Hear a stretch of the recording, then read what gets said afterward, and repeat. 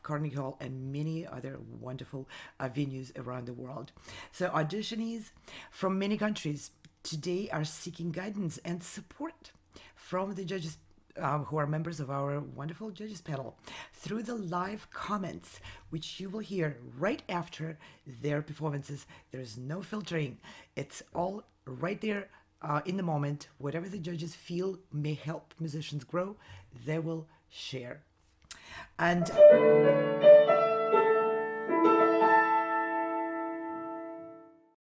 of course, I want to thank all the co-organizers and helpers and our wonderful partners who are working real hard on organizing those auditions as well as those wonderful opportunities. And I want to mention, of course, the ArtistVenture. This is a company which organizes events, tours, and festivals and other presentations of live music all over the world. Virtual Concert Halls is an internet broadcaster providing artists with a virtual stage and ability to reach audiences beyond the walls of conventional concert halls. Progressive Musicians is an organizer of many competitions and concerts at prestigious venues like Carnegie Hall.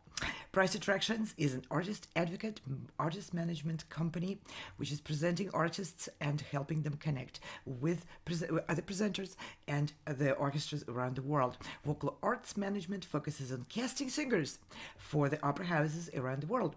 And Cicerone Music and Arts is a boutique publisher of classical music in Switzerland and Italy, and collaborating with us on presenting new releases of albums. The Sound Espressivo Global Competition is an online live-streamed competition. It combines the competitiveness and this environment with future for musicians for live performance in concert halls, and combine it with the hybrid presentations with the virtual presentations as well. And this is how we started.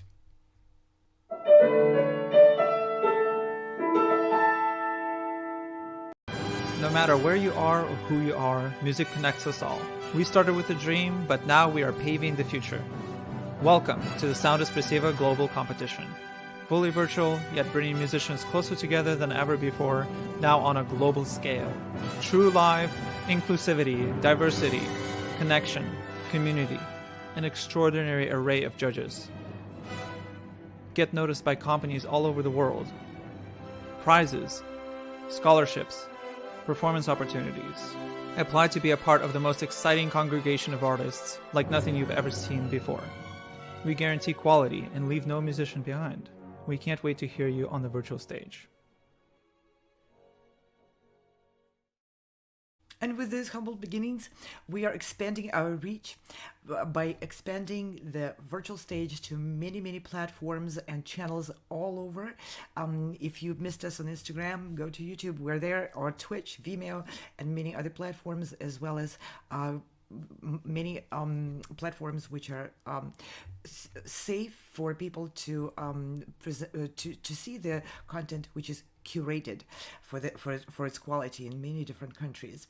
And for these auditions, we set a goal to encourage, to nurture, and to reward musicians who are taking proactive approach to their development and their careers. Together, we are providing these opportunities for musicians to have a chance to discover their own unique voice, to connect with the audience, to connect with presenters, managers, and other people who are working really hard to cultivating the field of live concert presentation and music. Perform on our gala at Carnegie Hall. Auditions for the 2024-2025 season will be happening soon. We have opportunities for composers to have their works premiered and professionally recorded with the Leonard String Quartet, opportunities to perform a concerto with the New York Chamber Players and Orchestra Manhattan. Composers may also submit their scores to be premiered by these two fabulous orchestras. Solo opportunities, chamber music opportunities, and opportunities for large ensembles as well. Receive evaluations from the finest musicians, have a press interview, be featured on our daily internet TV show, receive certificates, medals, and a video of your performance, and have opportunities for many other awards. Applications are currently available on our website. Don't miss out on your opportunity to present your music on this world-renowned stage. We look forward to hearing your performances.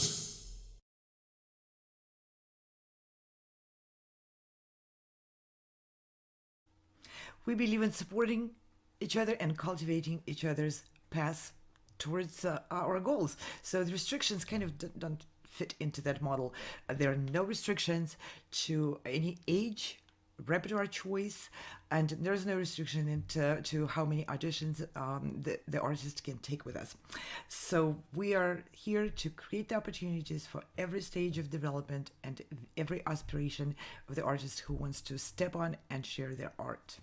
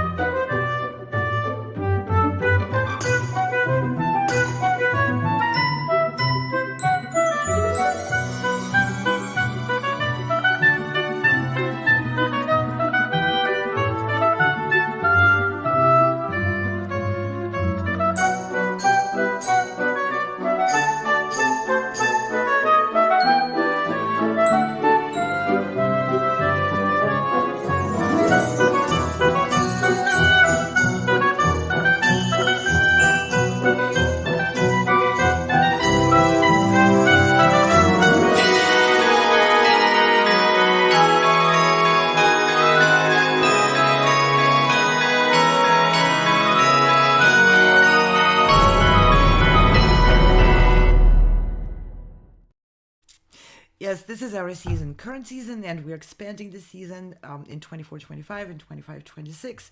So there's a lot of concerts around the world. Please check our websites. And don't forget, we have additional packages of awards you see on the screen. These are our collaborators, wonderful companies led by real enthusiasts of bringing more music and more great music to the venues and the orchestras, providing scholarships, opportunities to record and publish their albums, opportunities to have professional management given to them, and cash awards, opportunities for younger musicians to attend prestigious and very wonderful professional festivals, and many other awards, including stepping on the virtual stage and presenting your concerts and learning how to connect with the virtual audience and so forth. Those opportunities are endless. Please check all the tabs on our websites and take a bit of a time to learn so that you find out what fits your current goals the best. And not to mention all the hybrid concerts which we are producing together with many concert venues and orchestras. In fact, our team just came back from a trip to Cairo, Egypt, and Zlin in Czechia, presenting concerts with the winners of the previous colORCHESTRA auditions, who were performing with the Cairo Opera Orchestra in the opera main stage of the Opera Theater. It's a gorgeous stage, by the way. And also in Zlin at the Government Center with the Bohuslav Martinu Philharmonic Orchestra, also beautiful stage and wonderful orchestras, both of them. So this is the hybrid internet TV productions which we pioneering and promoting for everyone to try out, because you will reach many people who are interested, who you haven't known because they're in different countries.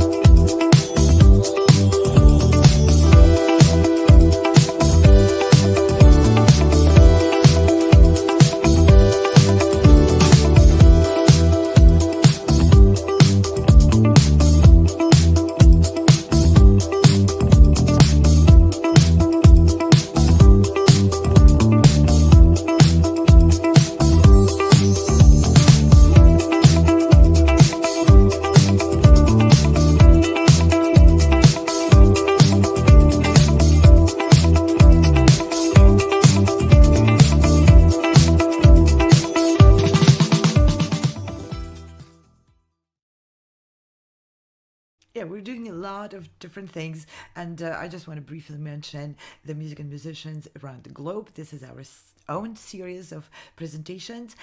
We go live daily, and we invite people to be guests on those programs. We invite conductors, presenters, producers, performers, educators, leaders of various music organizations, conservatories, and so forth, publishers and recording companies to put together our knowledge, expertise, and experience, and to help each other grow and develop in this new and quite frankly very confusing world of a mix the in-person physical venue and events and virtual, and the merge between the two, which are the hybrid events. Like today's event is a hybrid event because it's both physical. Our candidates are performing or they've recorded some of their presentations in the actual physical venues, and we will have them all come together and discuss their presentations, their performances with the wonderful members of our jury panel. And by the way, if you missed the deadline, don't worry. We have the next sequence of the auditions coming up in June. And like I mentioned, we are auditioning musicians for the performances at the Weill Recital Hall at the Carnegie Hall with 2 orchestras in the next season.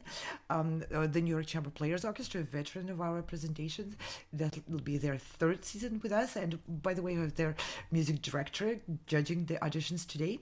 And we also have Orchestra Manhattan joining us for the next season with their music director, David Wroe, who was judging for us a couple of days ago on Friday.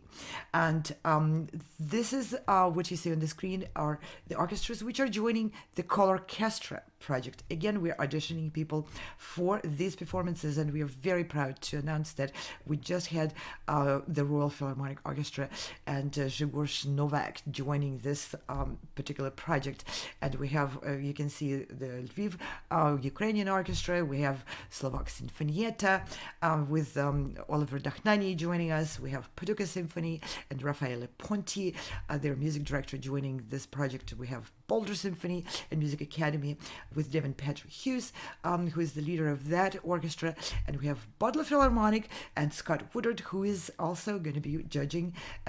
He's a member of our panel and will be judging today's audition. We have the Philharmonic Orchestra in Philippines joining us, and our veteran of the colORCHESTRA, Western New York Chamber Orchestra with Glenn Cortese, music director, and another veteran of our programs, the conductor Gevorg Sargsyan, who was leading the presentation of the colORCHESTRA winners with Bohuslav Martinu Philharmonic.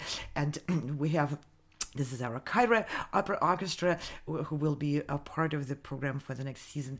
And these are the amazing world-class conductors who are also adding their energy, expertise, and their desire to help nurture the soloists and composers.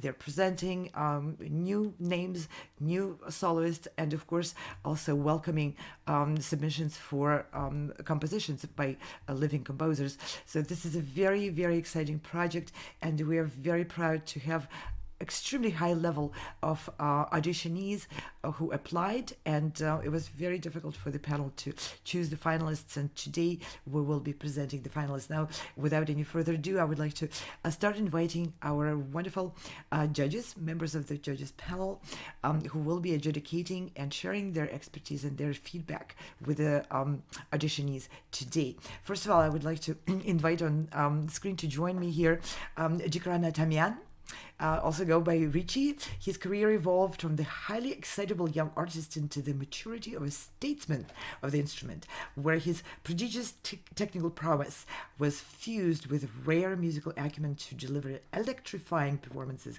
and landmark recordings. After wielding his pianistic phenomenon on international stages and through multitude of recordings with the world's top orchestras around the entire world, with conductors and artists, Atamian has emerged as an artist advocate and manager, and in that role he is known under the trade name of Jack Price, who is the founder of the Price Attractions and our wonderful collaborators. We are very grateful for this collaboration. Dickran is a concert management his company's headquarters in Tulsa, Oklahoma, with affiliates in many different cities and different parts of the world. And Dickran lives there with actively engaged in the career of the artist who he manages, and he lives there with his 2 children, Sean and Anne Rose. So Dickran, it's a great pleasure to have you back judging with us. Thank you for making time. Thanks. And I've never heard anyone read that entire thing. Well, I left out about 9/10 of it. People pretty will need to good. go on your You're website to learn more. You're really good at paraphrasing, you know. I like that. No, it's a pleasure to be here. This is an incredible format, you know, and it's been what a ride. That's all I could say. It's Thank like you a roller coaster. very It's really much. phenomenal. Okay, and I would like to invite the conductor and the Ward Andrusyan to join us in the studio. Ms. Andrusyan, after studying choir conducting in Yerevan with a wonderful conductor Herman Terterian and orchestra opera conducting in the Conservatory of Paris, and conducting contemporary music with Pierre Blaise and Peter Utvos. She has been assistant conductor in Paris Grand Opera of Christophe von Dohnanyi, Daniel Barenboim, Herbert von Karajan, and she was a prize winner of a young conductors competition in Besançon. The same year, she was invited to become the artistic director and the chief conductor of the French contemporary music, a contemporary music expert.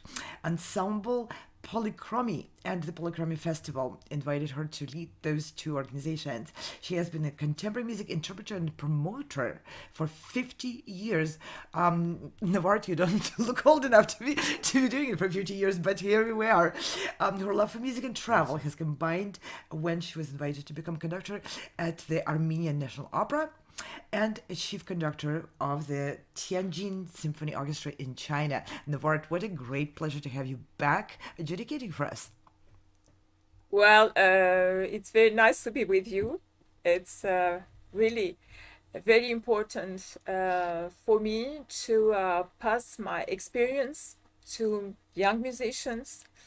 And as a former teacher of chamber music, I see that really there is a very big potential, and I'm so glad to be again with you. Thank you very so much. We're Thank you really very honored to much. have you with us. Thank you. And I would like to invite Scott Woodard, the conductor. He is the music director of the West Virginia State Philharmonic Orchestra and the Butler Philharmonic Orchestra. And I am so proud to announce that the Butler Philharmonic Orchestra agreed to join the colORCHESTRA project in helping present the winners of the colORCHESTRA auditions in the following seasons. Mr. Woodward's study and pursuit of conducting has taken him all over the world. Past podiums include guest conductor of the Macon Symphony Orchestra, associate conductor and cover conductor of the West Virginia Symphony Orchestra, finalist in the Pittsburgh Philharmonic Orchestra conductor search. Try doing that. You're competing with top conductors all over the world. No age restrictions, by the way. Future conducting opportunities of Mr. Woodward include guest conducting with the Ohio Valley Symphony Orchestra, and he was named the first prize winner of the International Conductors Workshop Competition, the first prize at the International Academy of Advanced Conducting in St. Petersburg, Russia. That's my alma mater, and where you are now a faculty member of the Academy. Congratulations, that's a wonderful, fine institution. And celebrate guest artists with who you worked include Victoria Fatu, Romanian violinist Gabriel Krichuru, Israeli tenor Michael Riskin, and many, many others. Your primary teachers, and I love to read those names because these are wonderful people. Leonid Korchmar of the Mariinsky Theater and the St. Petersburg Conservatory, and Dr. Oleg Praskuria, with whom you studied the methods of the Leningrad School of Conducting, developed and taught by, I love this name, and the person, Maestro Ilya Musin at the Leningrad Conservatory. He is the father of the entire St. Petersburg and Leningrad School of Conducting. You really had those roots in something I love dearly. So you're currently the director of the instrumental music at West Virginia State University Institute in West Virginia, where you conduct the West Virginia State Philharmonic and teach advanced conducting. So you're a conductor, you're an educator, and everything. Welcome. This is a great pleasure to have you here for the first time, and hopefully for many, many more times to come. Thank you so much, Anna. I'm so pleased to be here and pleased to be included in this program. And again, delighted to be amongst this esteemed panel of judges. Thank you for the opportunity. Thank you very much. We're so proud to have you. And the last but not least is a veteran of our programs. I would like to introduce Maestro Giacomo Franchi, who is the artistic director and the conductor of the New York Chamber Players Orchestra. And organization was founded 20 years ago in 2004.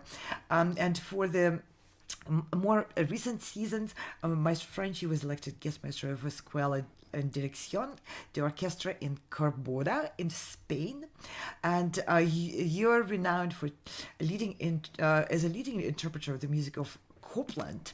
You earned highly coveted position based on the merits of your acclaimed world premiere recording, the complete edited piano works by Copland. As a pianist, you recorded many CDs and also the Stravinsky, the complete published piano works. This was released by Phoned Classics. In 2016, you started the recordings of complete piano sonatas of Beethoven and Shiva on Shiva Collection record company. So you debuted at the Carnegie Hall many years ago with the Italian Music Magazine compared you to Glenn Gould and Arturo Benedetti Michelangeli. And now you're a prominent presence at the Carnegie Hall with your wonderful ensemble, supporting and helping young musicians to try their skills at connecting with the very sophisticated audience in New York from the stage of the Carnegie Hall. Welcome back. It's a great, great honor and pleasure to have you with us. Thank you, Anna. It's an honor and it's very exciting also. Everything.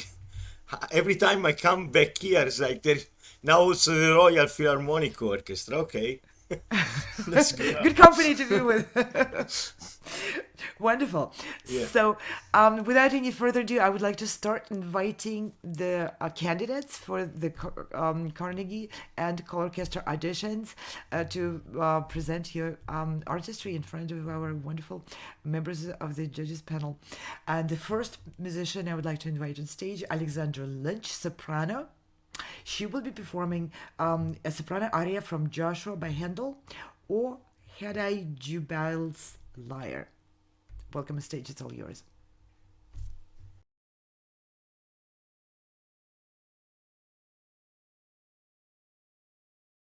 Oh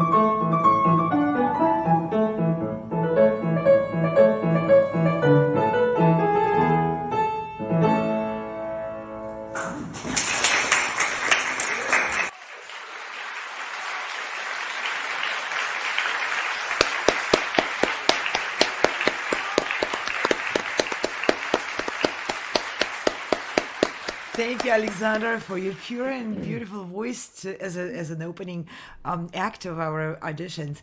And now we have judges here, and Alexander is here also in the studio. Let's start Bravo. with our veteran, Maestro Franchi. Let's have you comment first. I enjoyed your singing. It's a nice timbre of the voice. The aria was pretty short, so maybe I don't know if we could have had another aria, but I think your singing was very good. Little criticism. I was thinking in the coloratura, I'm not a singer, so I don't know well the technique of singing, but I think that the vowel when you I don't think it's easy to articulate well that, because you don't have words there that you could articulate better the sounds. So it was a little bit the articulation, but the intonation was pretty good according to me. Brava, and the timbre of your voice is beautiful, and the repertoire also is. I think it's good for your voice. Thank you. Brava.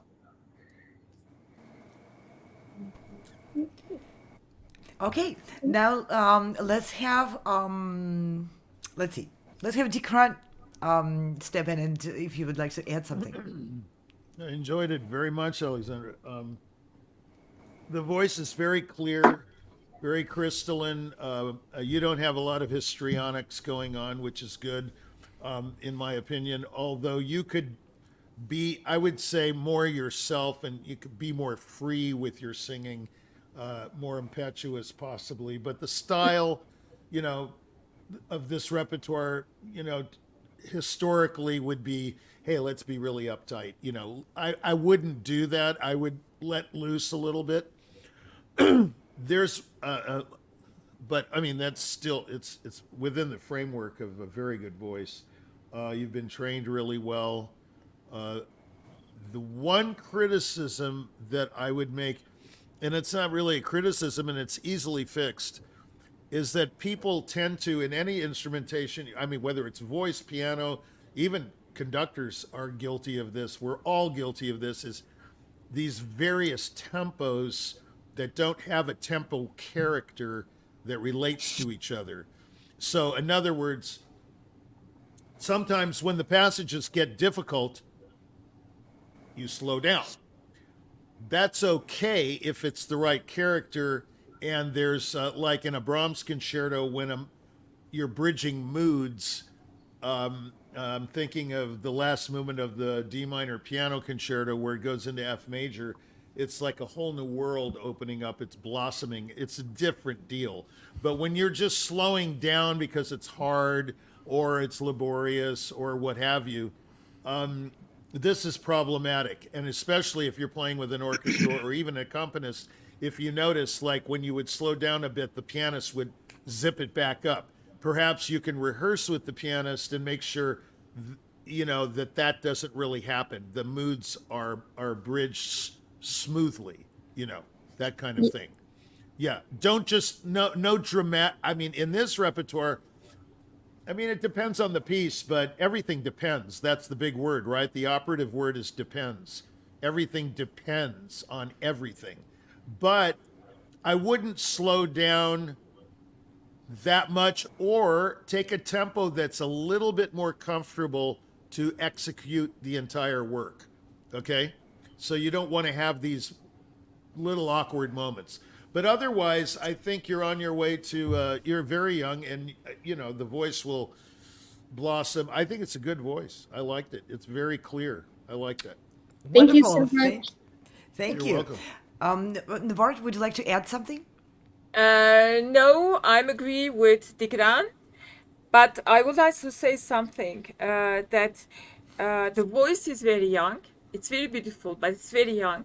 The technique, vocal technique, is very young. Sometimes there is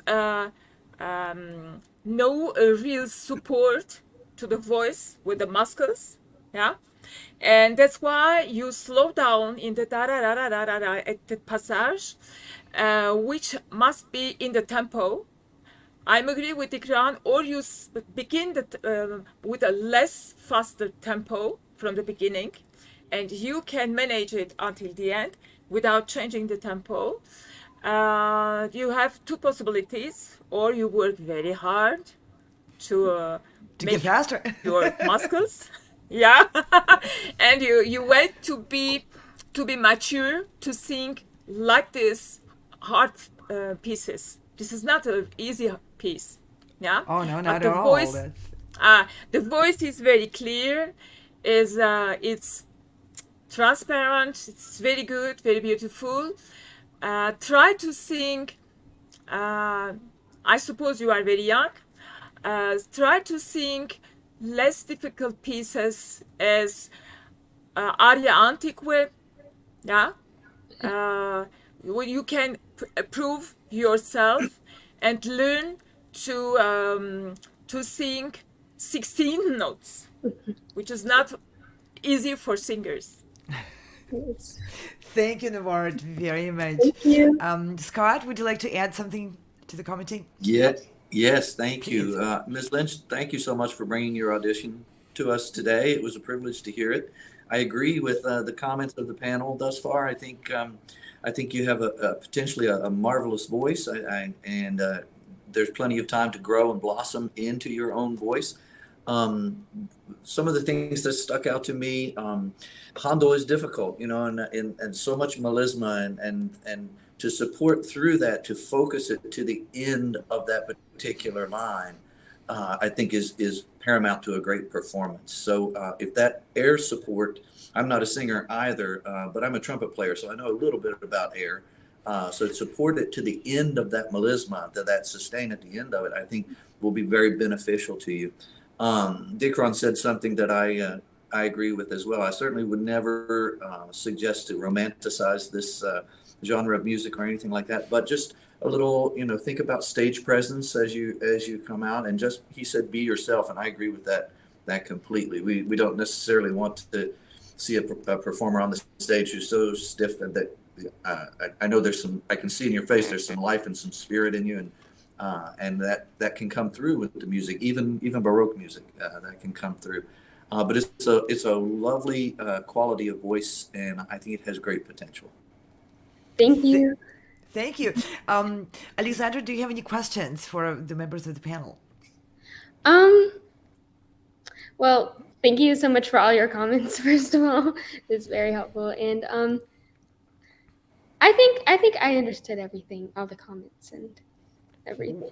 Wonderful. It's lovely to have you with us in this finals of the auditions. And I want to just underscore, everyone loves your beautiful, beautiful, pure voice and your aspiration to be a singer. I think it's totally supported by your wonderful talent. So thank you very much. And we'll say goodbye to Alexandra. We'll be inviting on stage our next candidate, the finalist of the colORCHESTRA and Carnegie Auditions, Andrew White.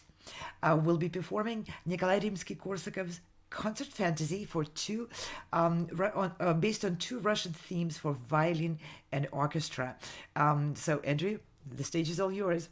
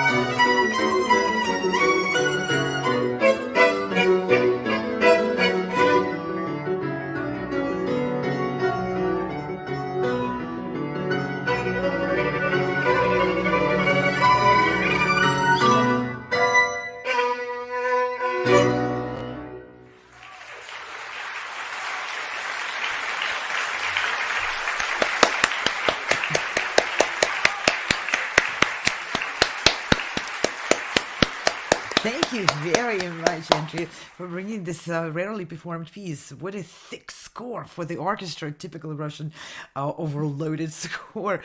I want to commend your wonderful accompanist. That's a great ensemble and wonderful support here provided you with. I wish we had known the name. And if you can provide it, we'll put it on the screen. Okay, to the judges now. Scott, would you like to be first? Certainly. Thank you. Mr. White, is he with us? I can't see him on the screen. Is he with us? He's not in the studio. Okay. But Well, I'm sure he's watching, so you can address him directly. okay, very good. Well, thank you so much for playing, and thank you for bringing your audition to us. It's I adore Rimsky, so this is something that was right up my alley, as they say in my part of the country. But in the beginning, I thought there was some wonderful things happening, some nice purity of sound in the opening. There were, in terms of some constructive criticism, there were some pitch problems in various places, and I'm sure you know exactly where those are, that you can address those going forward. But within particular tempi sections of the piece, I would encourage you to think about consistency through those parts. As it gets more difficult, we tend to slow down a bit, and then as it's easier, we tend to speed back up and that kind of thing. With romantic music, that might almost fall into the character, but we want to make sure that that's not simply a technical issue as you play. I would also encourage you to project and create that warm sound through nice vibrato. But my main point as a conductor, I'll tell you, I'm a horrible pianist, so I don't have the ability to do what your accompanist did. But as a conductor, I love to feel as though I am your pianist, that I am your collaborator. And as you make communications, as you move and your body language, you have a lot of swaying as you stand. But as a conductor, I like to see someone who communicates with me and tells me where those little idiosyncrasies in the tempo and all that kind of thing are. So those are the kinds of things that I look for with a soloist. But overall, I thought it was a lovely performance, and I really commend you on the work that must have gone into such a difficult piece. So thank you again for bringing it to us. Thank you, Scott, very much. Dickran, would you like to add something to the comments? Yeah. Well, Ivan Galamian, many of you might know him, many of you might not. The great Armenian, American, whatever, violin pedagogue. He invented Meadow Mount and all that. He once said to me, he said, Richie, he said, if one note's out of tune, you're playing the wrong instrument. That's what he harsh. said. He said, yeah, it's very harsh. He said that to me as a pianist. I said, well, actually the piano's constantly out of tune, so I'm playing the wrong instrument, It's like, it was pretty funny. And then he talked about Young-Uk Kim, who I collaborated a lot. He was on Deutsche Grammophon, and he said, Young-Uk has white fire. And I knew what he was talking about, but I humored him, and I said, what's white fire? He said, it's a sound that's hot, but it doesn't burn, So regarding these two comments, I'd say we have a serious problem here with intonation. You're not playing in the center of the tone. I think you have to find that. Obviously, it's like a French horn player, that they have to imagine where that is. It's very difficult with violin and French horn because you have to imagine the note. You can't just, pianists can just go, boom, there's the note, right? And it's out of tune. And it's out of tune anyway, so it doesn't matter. Yeah, that's right. So pianists have other problems, though. Anyway, so pianists have to sound like an orchestra most of the time, So you have to imagine that. This is, you have to decide what you want to do with music. It all depends on your desires and what you want, not what you need, right? So, as someone very famous once said, if you want to play that way, it's fine. But I would say just about every note was out of tune. That's my opinion. It's harsh, but it's a harsh reality, and we live in a harsh reality world. Although some people like to think we're living in a feel-good society, but not in reality. Okay, so you have to decide. Once again, I said this before, whether you love music, but does music love you? That's another question you have to ask yourself. I think there were some good moments. I think this is possibly could be remedied, but your ear has to be trained to hear everything, every vibration, it's like a piano tuner. There's no way he can tune the piano unless he hears the beats. Okay. So I would say intonation is a major problem. I would also say that, listen to your pianist. He was fabulous. I mean, he really would. I mean, he's the iconic example of he doesn't move, but the music moves you. He doesn't move an inch, but it's all there. Listen to him, like the gospel according to whatever his name is. He's good, great. If you're working with him, he can teach you a lot if he wants to, and you can learn a lot from him if you want to. So it's all a desire. You have to desire these things. Play in the center of the note. Don't play on the outskirts of the note. It's like being in a suburb of a major city. Don't drive there. Go to the center. Okay? Interpretively, it was interesting. And a very interesting choice of the repertoire. I was just going to say, Anna, the repertoire is interesting. But be careful when you pick something that someone might consider a folk tune or something, because those also have to be played very well. I mean, let's put it this way. There's not anything in music that's easy. I once talked to a famous pianist who said, I don't practice at all. And I said, really? You sound that way, And so, I mean, give me a break. It's all difficult or it's all easy. And that depends on how you look at it. Okay? This is a difficult work, in my opinion. These very virtuosic, and Russian music for violin is written in a very uncomfortable physically way. Tchaikovsky is notorious for intonation problems. So let's treat this as a serious matter and not just fluff it off. Like I said, it depends. If you're going to play for your girlfriend or at a cocktail hour, that's one thing. But if you're serious about playing at Carnegie or any such place, or with an orchestra or with someone as fabulous as Scott or Navart, you've got to be serious about your work. And that's all I have to say. But good luck.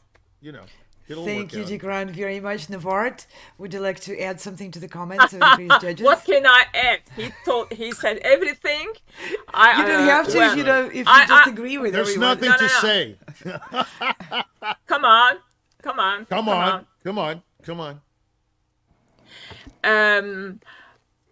I will not add anything. I'm agree with Dickran and I'm agree with Scott. I think he has to listen. If he cannot himself do the pitch, the intonation, listen the piano and be together with the piano intonation. That's very important. It will help the ear. But first you must hear. This is totally different. If you don't hear, even piano cannot help you. That's what I wanted to say.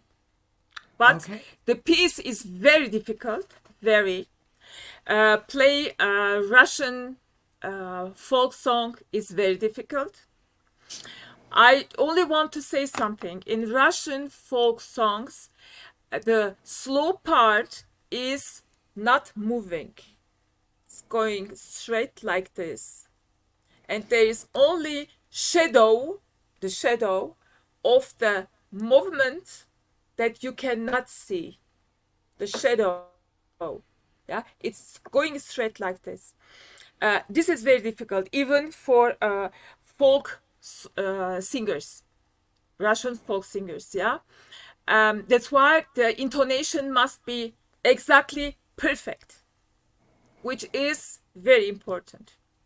Good And luck. very hard. Yep. Thank you, Navart. Giacomo, would you like to add anything to the comments? Yeah, Please. yeah, I really appreciate the comment of Nevart. She put a light on the phrasing of the piece. First of all, I want to say this piece is extremely difficult, also musically. It's a fantasia. So fantasia, it's very, very difficult to find a continuum line within the piece between the expressive part and the virtuosistic part. And beside the remarks that every one of you have done, I pretty agree with, there is the problem. I didn't find the line of the music, which is very, very difficult to find, a continuum of the music, because there is now an expressive part, then there is a virtuosistic part. The intonation problem, I spot the words one in the high notes sometimes, and in other, first of all, we start criticizing him a lot. I think that there is I find an instinct of expression, and so keep on going, man. I think if you work very hard, you can fix this. Another thing that so I had to add to the pile here. But anyway, I found also the quality of sound of the double stop was kind of harsh, which That's right. it's not an easy instrument. I'm learning it now, by the way. I don't know if you guys know. I'm learning violin. I took 1 year of violin lesson, and they say relax. They say relax. How can you relax? You are like this. You relax. Okay. That's right. Yeah. Sure. Yeah. It is not a natural. It is not a natural position, huh? It's very relaxing. This position is. I never found a position more relaxing than that. So anyway, Your neck is going to give you problems. yeah. So anyway, yeah. Keep on going, and go piano. That's what they say to me also when I practice. I say, but I've already perfect pitch. Why should I? No, do it. Go to the piano, play the note, and then play. Okay. So now, okay. Yeah, this is yeah. So then you make the adjustments, yeah? Adjustments. Adjustment, yeah. Adjustment. Sorry. That's right. Yeah. Yeah, it's an endless process. Very, very challenging one, especially when applied to the music was written in such a patchy way. You have to go from lyrical section in the immediately change to virtuosic sections, and the Russian music is notoriously difficult for both the technical side and to expressive side, and of course to keep it together. It's so like a puzzle. Yeah. With many patchy sections, it's very difficult finding the tempos which correspond with each other and the flow of the piece, the story behind. So it's an extremely challenging piece you've chosen, and this is a great ambition which I would like to support and applaud to. Thank you very much for being part of our auditions. We will be inviting our next candidate on stage, Anastasia Chin. Will be performing Mozart Fantasy in D minor, currently number 397. Anastasia, the stage is all yours. Welcome.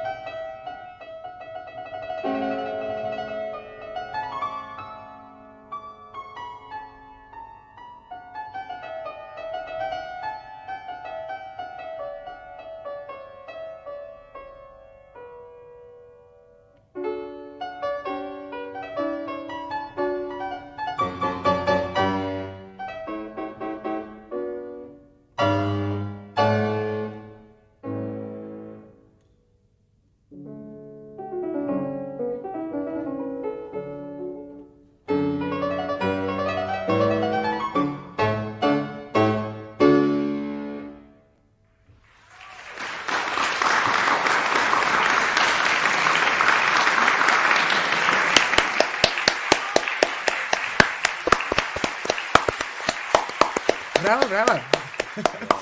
Wonderful. What a refreshing edition of this very famous fantasy for piano. And it's so lovely to hear it on a completely different instrument, maybe quite a bit more authentic. To the judges now, let's start with Dickran this time. Yeah, Anastasia, you're an incredible artist. I've always loved your playing. I know her playing quite well. This is an artist who, first of all, her piano playing, her harpsichord yesterday, and then this was a forte piano, right? Yeah, it was. Yeah, well, what she did was I played one of those things once. They're impossible.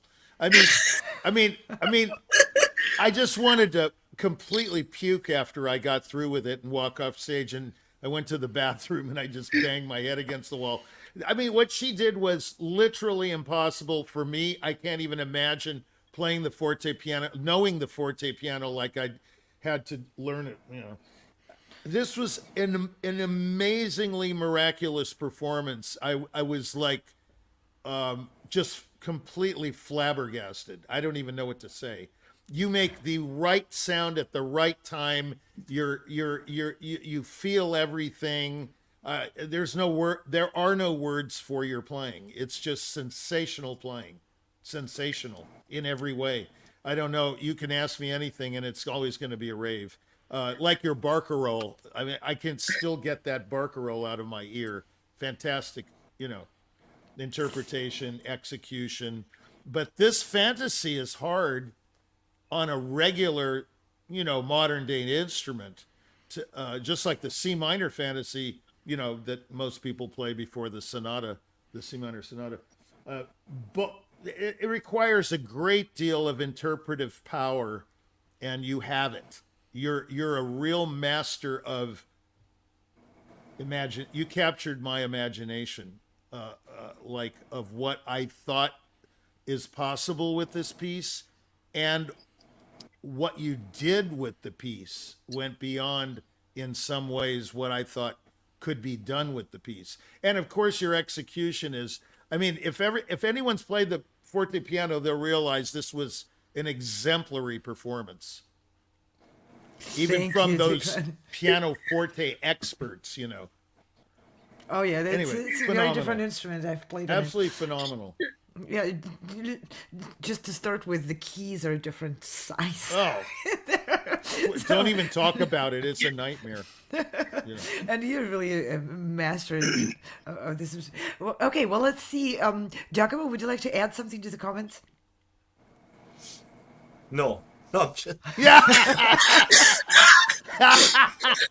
That's my boy. I like that. I mean, you talked so much before, so now I had to keep silent. So, no, but wasn't it phenomenal? Yeah. I found the thing I was talking about before, about the violinist before, the continuity of the piece. For sure, here there was the continuity of the piece from first note to the last note. I was surprised with the sound of the forte piano, which is probably more proper for the composition. Can you tell me what's the range of? I never played the forte piano. Of a forte piano is like the same range of a pianoforte or of a regular piano, or? It has 5 octaves, so only 5 octaves. Okay. Yeah, so the F, that is the lowest note in Mozart works, to the high F. Right. Yeah. Right. I actually now remember. You now that you say that one of my first piano teacher had the forte piano in the studio there, and now I remember that it's a different instrument, and. I got a little dizzy with the allegro at the end, so you added some notes there. Yeah, I did. Yeah. Yeah, well. And I'm telling you why I got a little dizzy, because when I was getting lesson from Aldo Ciccolini, was one of my piano teacher, and if I was reading a note a little different, say, no, that's wrong.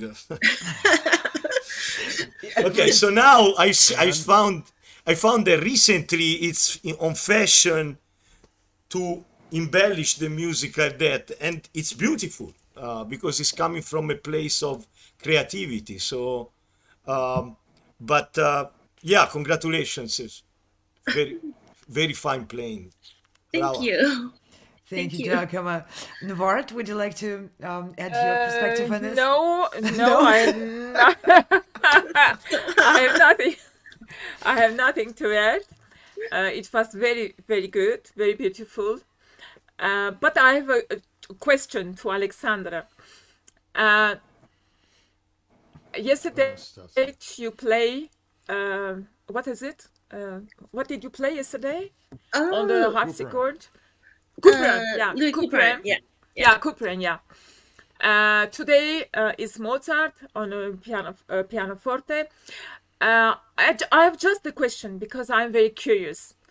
How do you make the difference between playing Mozart romantically or classically on the fortepiano? I think for me, I go with what is rhetorically effective. So I think how I see it is I need to communicate these ideas to the audience, and I need to sort of phrase things in a way that they sound like sentences and thoughts, maybe a little bit of arguments here, maybe a little kind of parenthetical comment over there, that kind of thing. So I have the idea of like what's classical in my mind, but that's not as important to me as making sure that the music communicates and speaks and is effective. So What a like, Yep. fabulous answer. And Anastasia, I want to say what you just said in words really comes through your playing, very agogical playing and very speech-like. That was my impression. My goodness, it sounds like there are words to the melodies the way you played.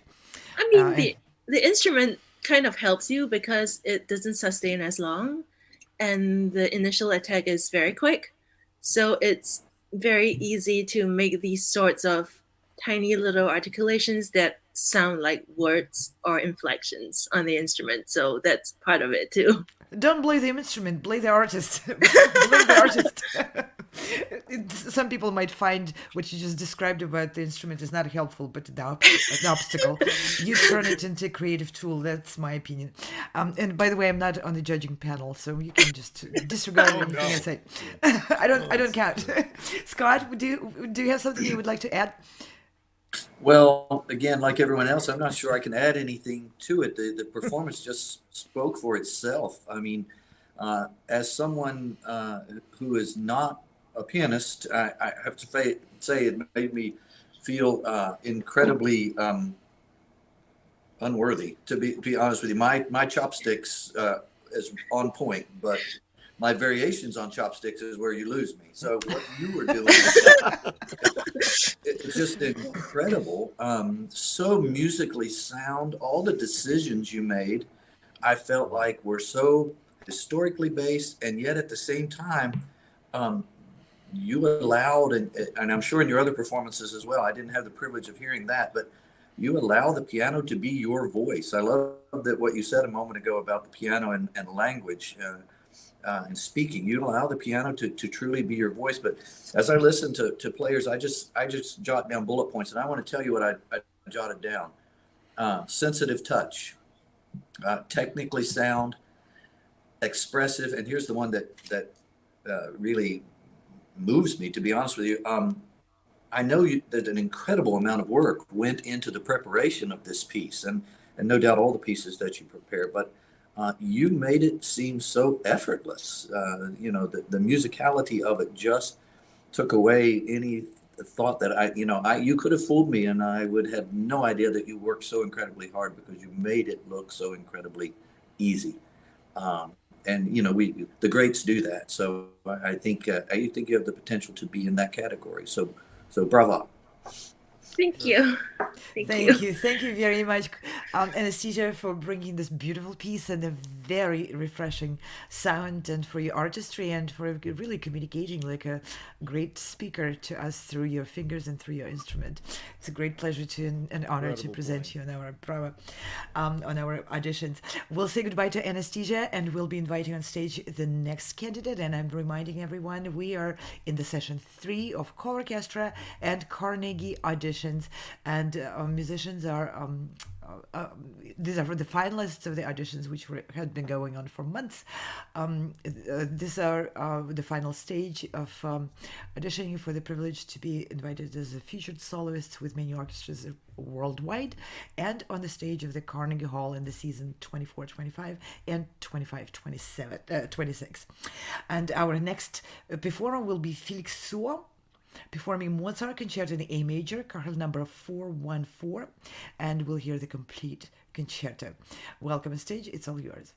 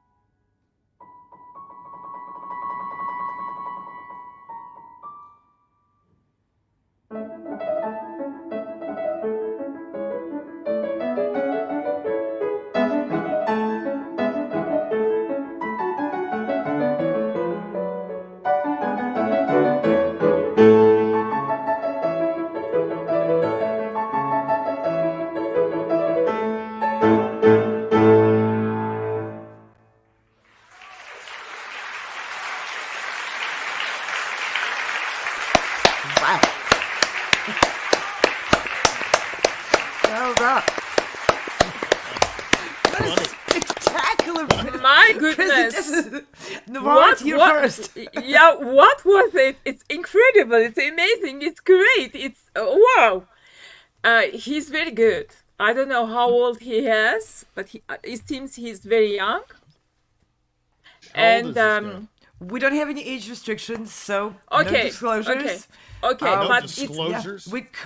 We comment on the artistry. okay. Okay, then he was So, 2 years old. I don't think so, but he's really very good. He has a very strong techniques. He made the difference between right and left hand. So you hear everything is very transparent, and he filled harmony. The beginning of the second movement, all the harmony was he put together as a choir, yeah, as a chorale. Very good. What I like very much, he played Mozart. I think Mozart wrote this concerto when he was very young. So it's full in the classical style, and he played that without any romantic approach. It's clear. It's going straight down in the tempo. Very good. But there is one thing. I understand that he's very young, normal. His heart is beating very fast. So for young musicians, it's very, very difficult to keep the tempo. When I say keep the tempo in the team, in the first team, for example, the end of the phrase is rushing. When the team is repeating, the repeat is also the same. So this is one thing. I think with the age, it will become older. It will change. Normal, yeah. He masters his hands. This is very good for his age, and I feel that he hears the full harmony of the piece, and he has an approach of the concerto. He didn't play with a piano accompaniment, but he played with an orchestra. Yeah, so he mastered all that thing. Even when the pianist at the beginning and at the end of the concerto played faster, you don't know why and how, but he kept the tempo and he went through head. It's very good, really very good. I liked it very much. Thank you very much. Thank you very Navarre. much. Dickran, would you like to pitch in your thoughts? Yeah, well, I mean, a performance like that, what's great about it is it poses so many questions rather than answers. I mean, he's just on the very positive side. It's like God is speaking through this little kid, you know. It's really amazing what he has to say and how well he says it at this point. Obviously, he's very young, and he has this, he's a real showman. And That's right. I mean, it's their thing. Yeah, what comes to mind is Abraham Lincoln's quote is, "He who has the heart to help has the right to criticize." Okay. This is true of all criticism. That's the problem with critics. They don't have a heart. You know, I mean, some of them probably do, but most of them don't. They're so impressed with what they're saying and their voice, and you know, it's just all this garbage coming out most of the time.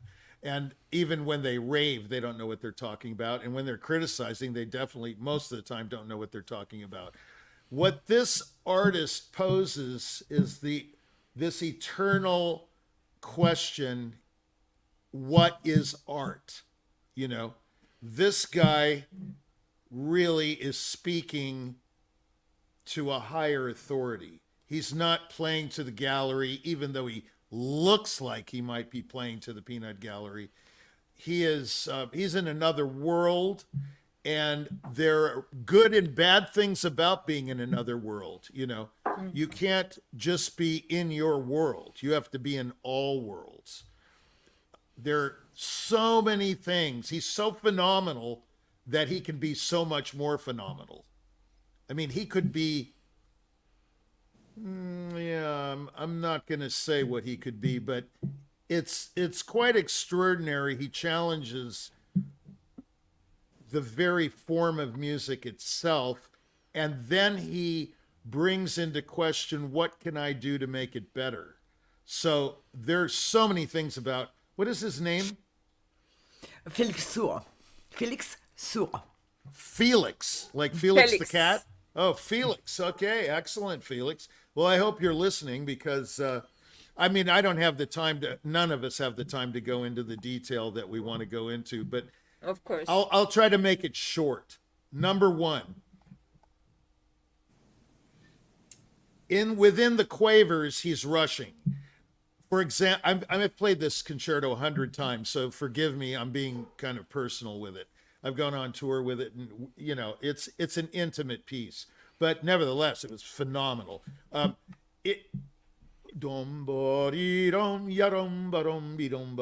mean, why would he set this gorgeous thing up and then to shift the accent to the second note when it's yadum, badum, beadum, badum? You've got to pull off what Mozart wrote. You can't just make some, you know, oh, wow, that's too hard, so I'm going to do it a different way. The other problem is the trills. He's stressing the auxiliary notes and not going to the principal note. He's going like, you know, it's like in the Pathétique. Yeah, you can make it easy by going instead of that's the way it should be played, because the principal note is what we want to hear. It's like someone trying to make all these passage works and all of this bridge material musical when the only musical thing is getting to the destination and then taking time. Now, it's a profound question, what is auxiliary and what is principal? But he raises that question by playing the way he did, okay? And there are many opinions on this very subject. What is important? What is sub-important? Or is, yeah, it's very clear to me what should be done. For example, he opens the second movement with no motion whatsoever, and then he does this glorious thing musically and moves something. Every note has to belong to another note. It's married to that note. He played the opening da-dee-da. There's no relationship there whatsoever. He's a young pianist and everything, but he has crystallized his ideas. He's such a genius that he really believes this is the way it should be done. And that's very admirable. But no, music is forward motion at all times. It's horizontal. It is not vertical. That's why I argue with conductors all the time. Forgive me, you three conductors. They want everything lined up, some of you. No, it's going to be lined up if you feel it together. If you feel the music, it's going to be lined up. If you don't feel the music, then we're forever trying to be together, okay? So, it's like Anna said, you know, there was an artist recently who tried to fit into some conductor's downbeat. She said, no, man, just run away with it. Run away with it and let them catch up and let the concertmaster follow you or something. I mean, it's obvious he's not hearing what you're doing. So this is not true of all conductors, but it's true of some conductors. But I'm not here to crucify conductors. I'm here to question, what should we do? Okay, the opening of the slow movement.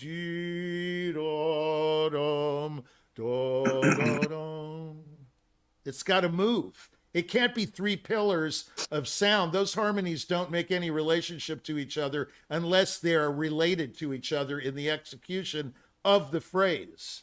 Okay? so many other things. He's got to work on his trills. They are absolutely an abomination to his genius that he sets up. He needs to do with 1-3 or 2-3, even 3-5, but his 1-2 trill is just not going to work in Mozart. It's got to be a tight classical trill with lots of notes in it. None of this, like Anna's trills in the Archduke. I'm sorry, I'm just bringing up. Hers are so stupendous, I don't even know what to say. They have to be tight, and they have to be musical, and they have to go to the principal note, and they can't be hung up on the trill itself. I'm hung up with every trill he does. He also doesn't play the last movement. There's a ba-da-dum at the end of all of those. He's faking all of them. Okay, they're all faked. And this goes to what's important. He does raise the question. Brendel told me once in the Brahms B flat, oh, just fake it. He said, fake it. This is all effect, fake it. I said, excuse me, maestro. There's no faking in music. I mean, this is the eternal question. Should you fake the double thirds in the last movement, or should you try to play them, or should you find a way to make them sound like thirds and get the color that Brahms wants? These are all questions. This kid raises many questions. I mean, it's pure genius, but I have many things. I have many problems with his playing, but it's sensational playing.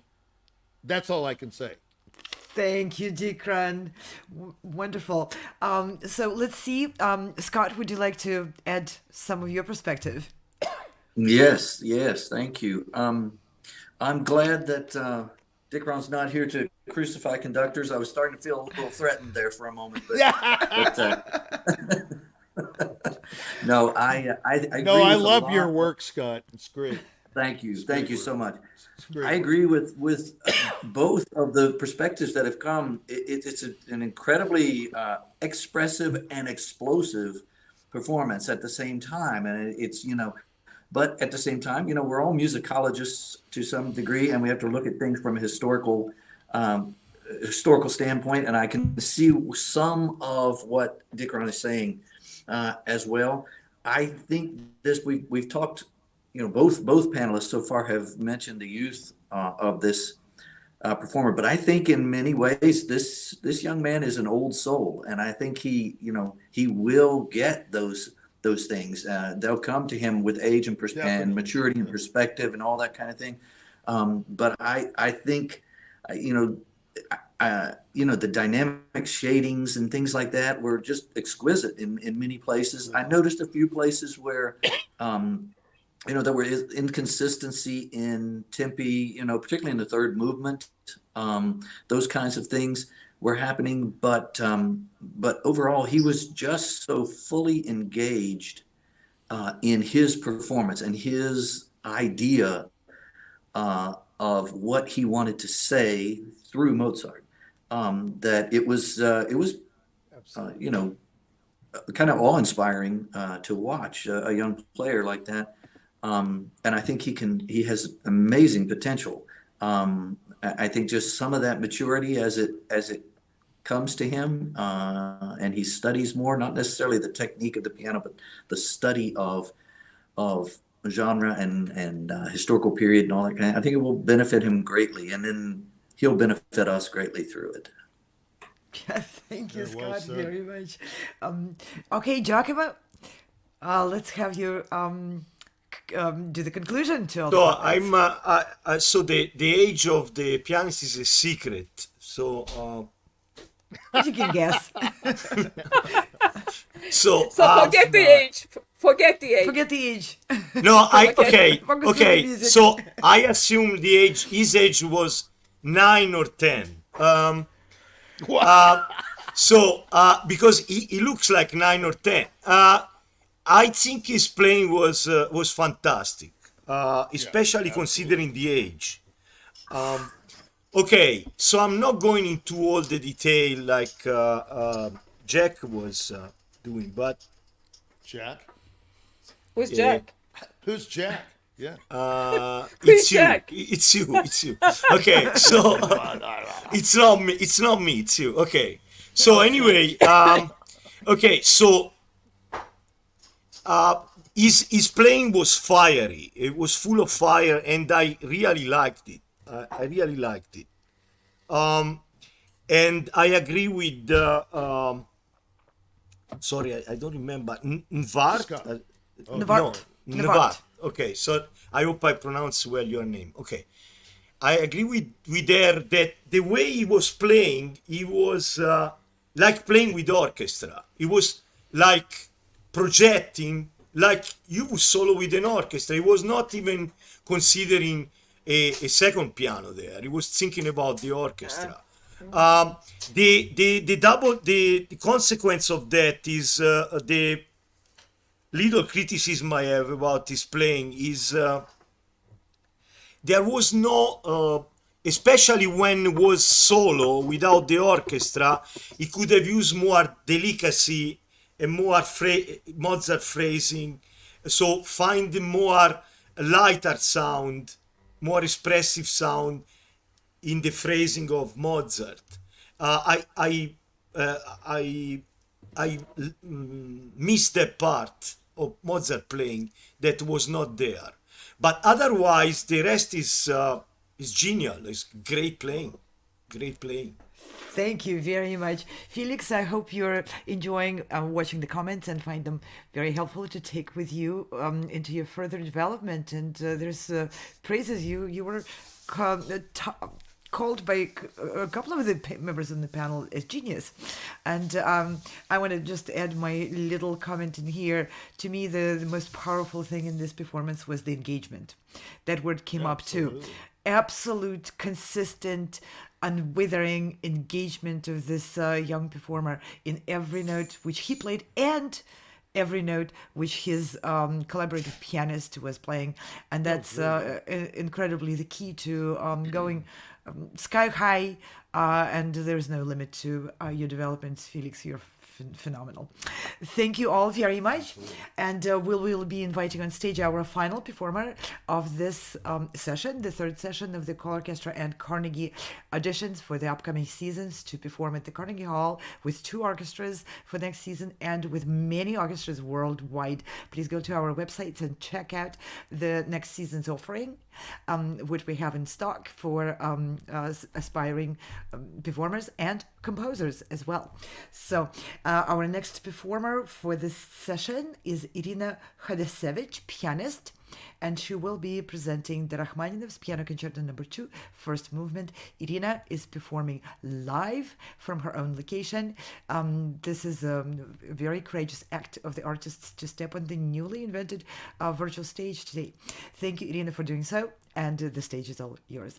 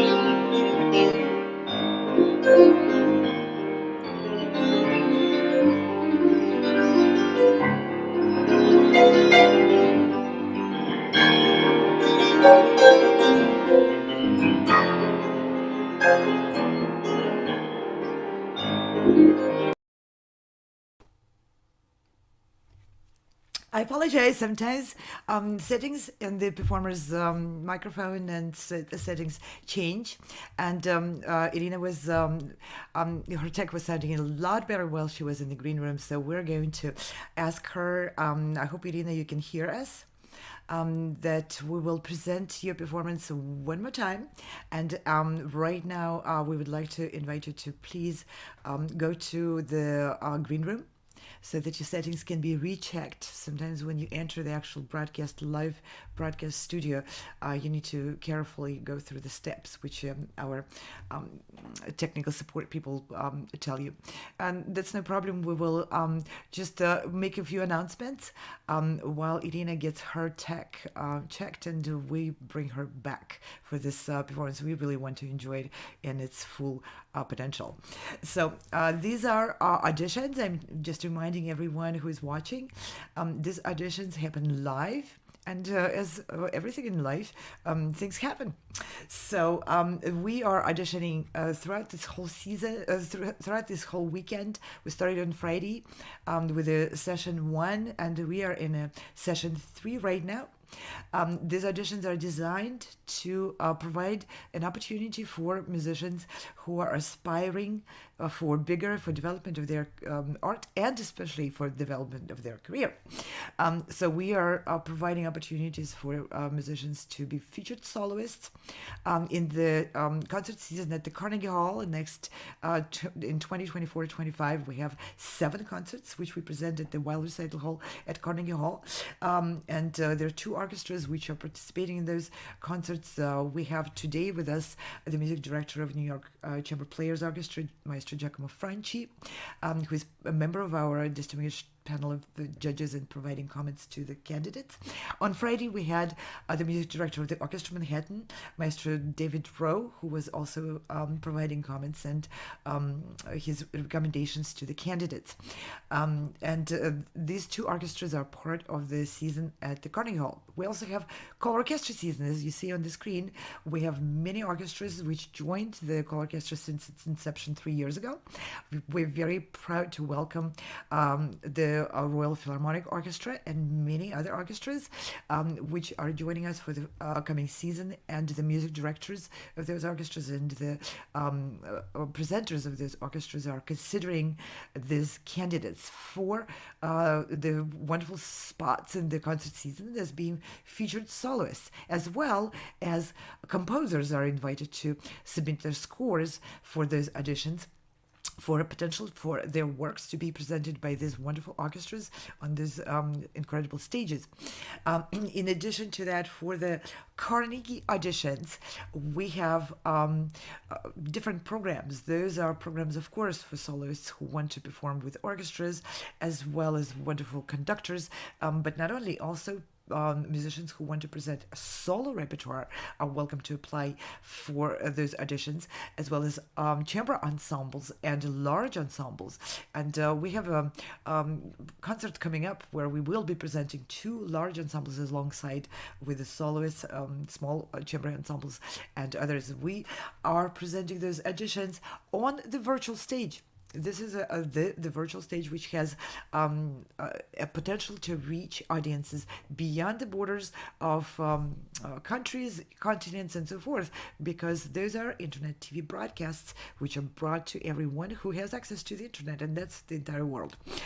So we're reaching to the audiences in every pocket of the world through video platforms, social media platforms, as well as many curated music performance platforms, which are curating their content and providing only the content which they approve to their own audiences in many countries in Europe and Asia, in the United States, Canada, and just every part of the world. We also collaborate with many educational organizations and platforms which are helping musicians grow through giving them access to incredible libraries and collections of the master courses and master classes, and as well as opportunities to perform.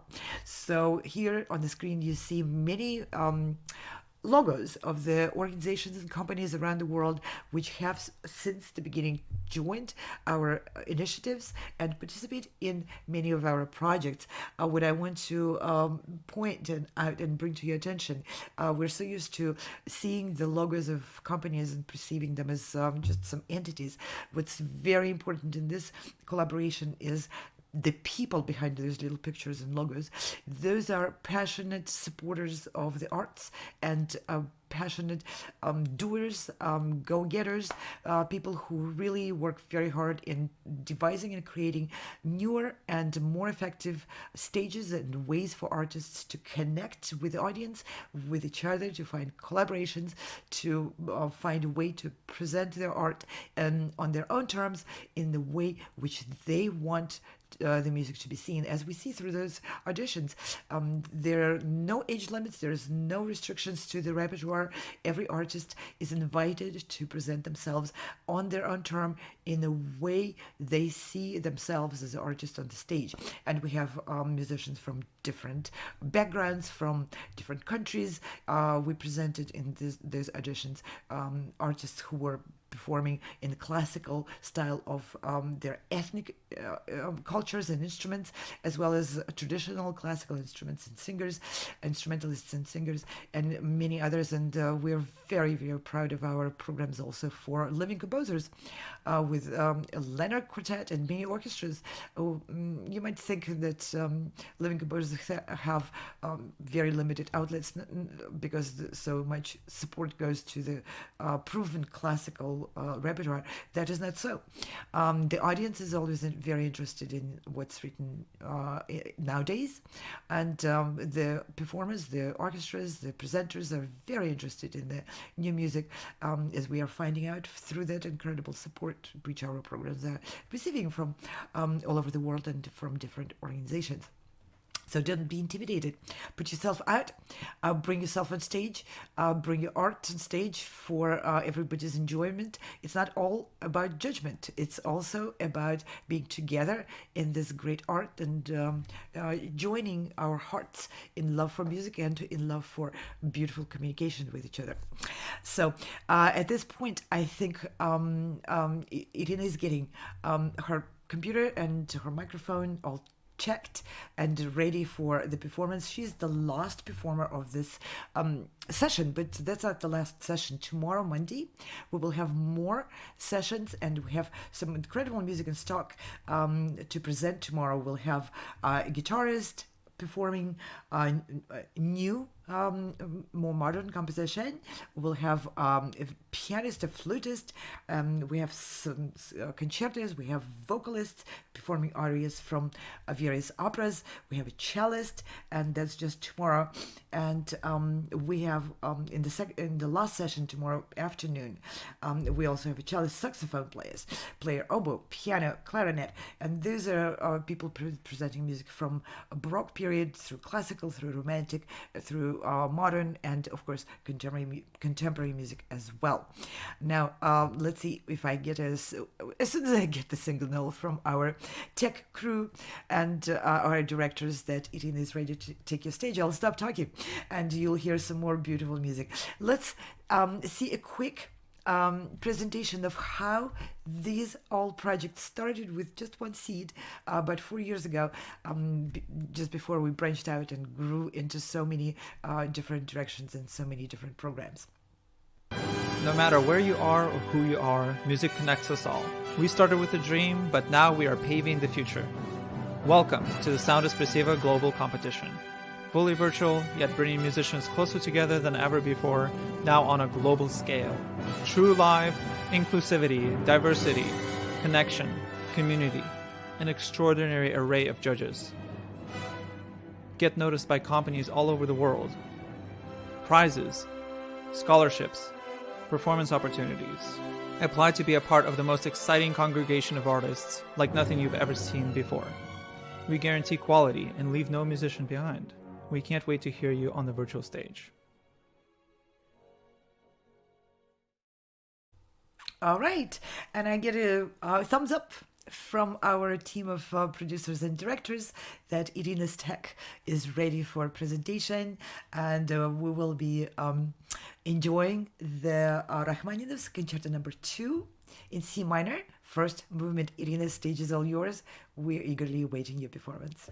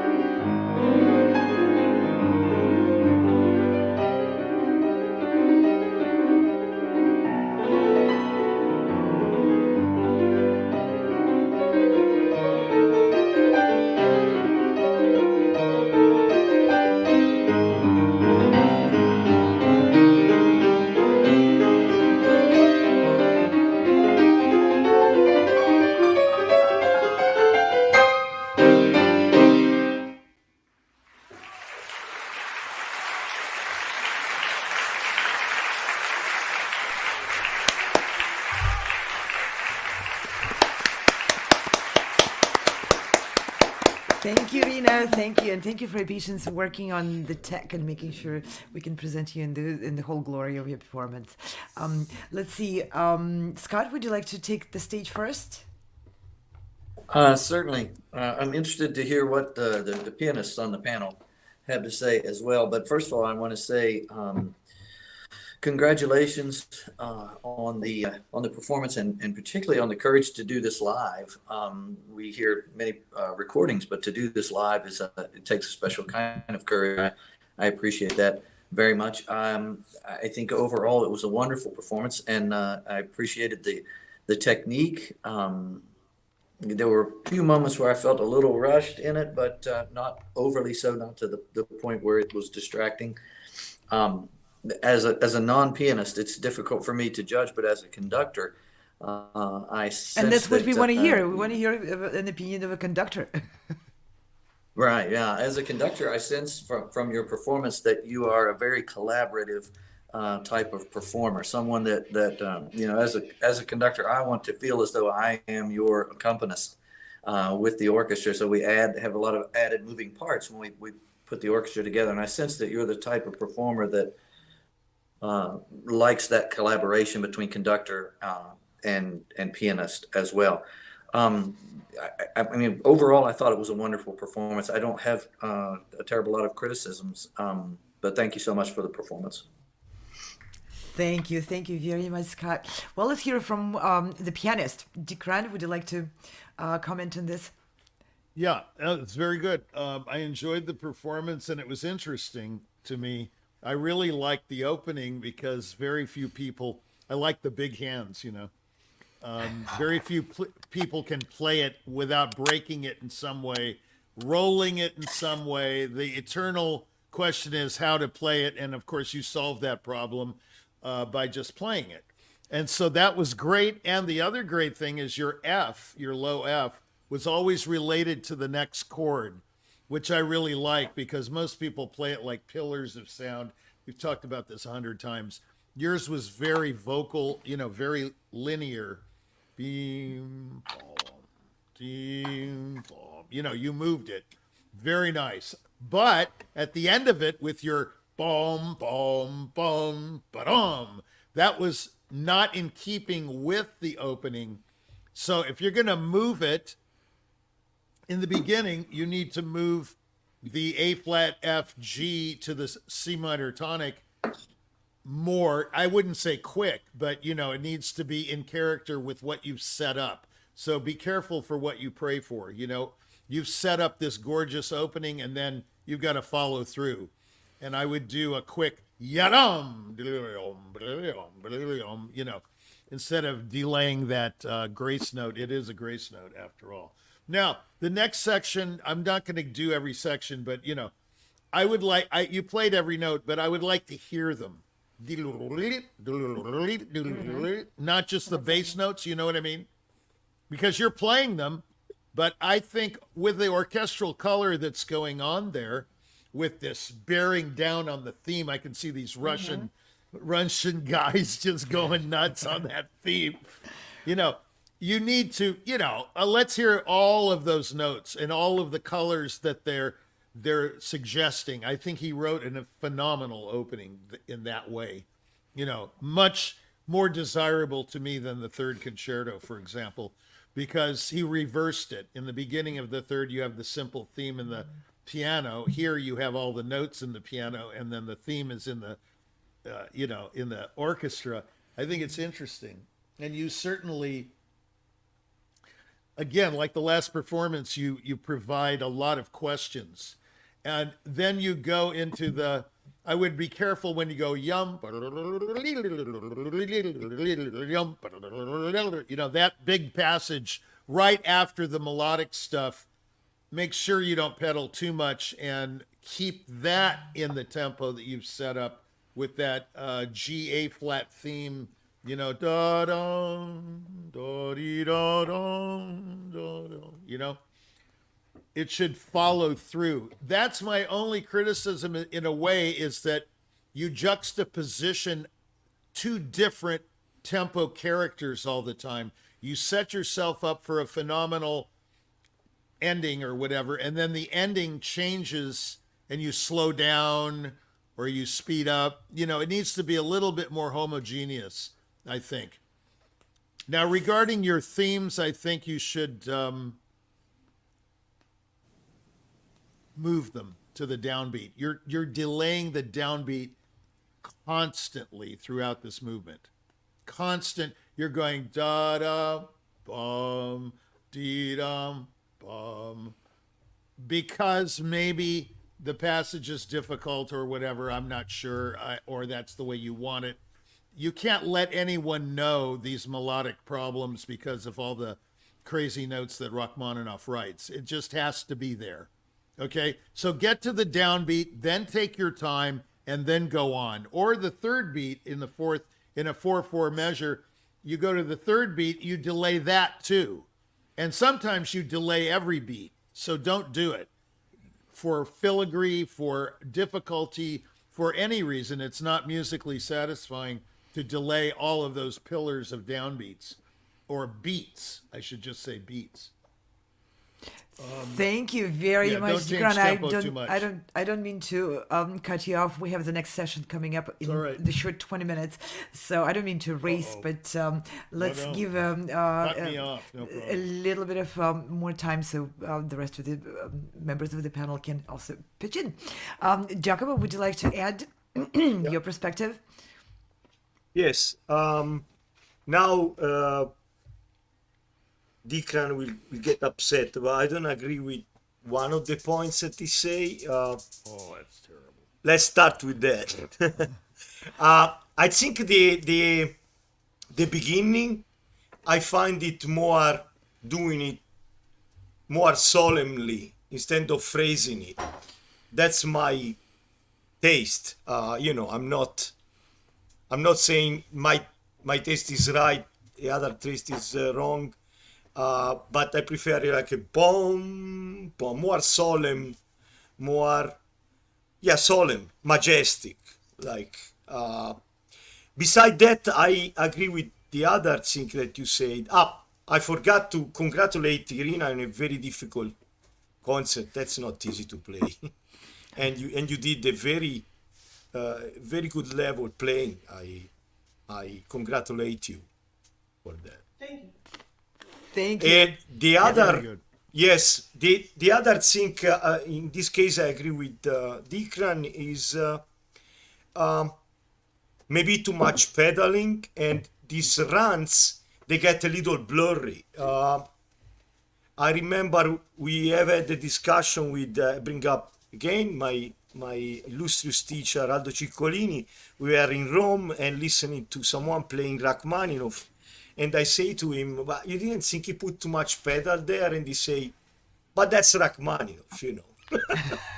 So Play Rachmaninoff. yeah, it was like it's like that. But then if you hear him playing the second Rachmaninoff concerto late in his life, it's incredible, crystal clear, like it would be Mozart. Incredible clarity. I love that play, not because he was my teacher, but No, he's a great pianist. I don't know if Dickran you have listened to his late playing of Rachmaninoff's second. I never find anything better Oh, than he's the a fantastic pianist, no doubt. incredible. Hands down, incredible pianist. Yep. Yeah. Congratulations again. We have to go. Thank you, Giacomo, very much. Bart, I would like to invite you. And Yeah, only yeah. only ahead. one thing. The beginning is a Russian church clock. It was really sounded like that, and each time clocks come back, it's going bigger. It was very good, really. On a small piano like that, it sounded.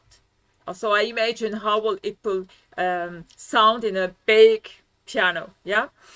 But she has a very good techniques. But you know, I wanted here Rachmaninoff as is in symphony or symphony dances. The theme is going like this down in the in the dynamic, and the other one is beginning. I want to hear that. You lost that. I think you can do that. It is just a conception. It is Rachmaninoff. It's going like like waves. Yeah, one is finishing and the other one is already begin. So I think you can do that. That's what I wanted to say. Thank you very much, Novart, for your comments. And Irina, thank you very much for bringing the wonderful Rachmaninoff second concerto. Definitely every pianist and every conductor is one of the favorite pieces to present your beautiful playing. See, it inspired the judges to go into a really in-depth discussion about it. Thank you very much. With this, we will be saying goodbye to wonderful candidates who were presented in this session. We have the next session starting in just 20 minutes. So I want to thank the judges. We'll see you in 20 minutes in the next session. We have some great music coming up. And I want to also thank very much our wonderful Virtual Concert Halls team.